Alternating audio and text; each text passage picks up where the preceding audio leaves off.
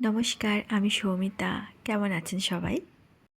আজ আমি দুধ পুলি রেসিপি নিয়ে এসেছি।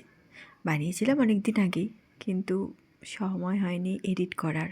এবারে কিন্তু শীত ভালোই পড়েছে, আর এরকম শীতে কিন্তু পিঠে খাবার আসল মজা। ছোটোবেলায় দেখতাম মা কাকিমারা বানাতো পিঠে সেই দুপুর থেকে, আর সন্ধ্যার মধ্যে অনেক রকম পিঠে তৈরি হয়ে যেত।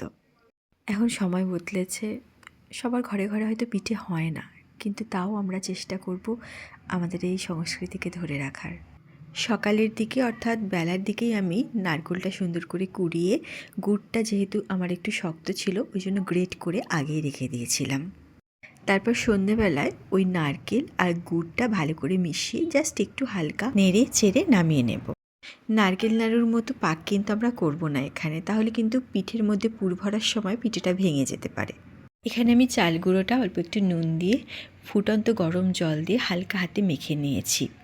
আগে কিন্তু আমি ফুল ক্রিম দুধ নিয়ে ফুটতে দিয়ে দিয়েছি। বেশ খানিকটা গাঢ় হয়ে গেলে তারপর এইরকমভাবে চাল গুঁড়িটা মাখা হয়ে গিয়েছে, সেইখান থেকে বলস তৈরি করে নিয়ে যেরকম খুশি শেপ আপনারা দিতে পারেন।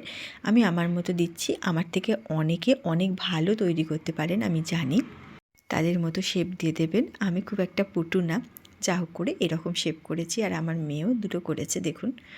তো যাই হোক, আমার দুধ এখানে কিন্তু একদম সুন্দর ঘন হয়ে গিয়েছে, গরম হয়ে গিয়েছে। এরপর আমরা পিঠেগুলোকে দিয়ে দেব। যখন দেখবেন দুধ থেকে উপরে উঠে আসছে পিঠেগুলো, তখন জানবেন যে পিঠে একদম সুন্দর করে সিদ্ধ হয়ে গিয়েছে।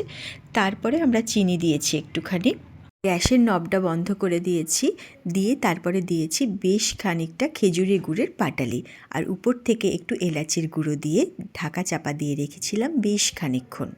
দেখুন এবার সার্ভ করছি, একদম ঘন ঘন দুধ আর তার সাথে এরকম পুলি, দারুণ লাগে কিন্তু খেতে।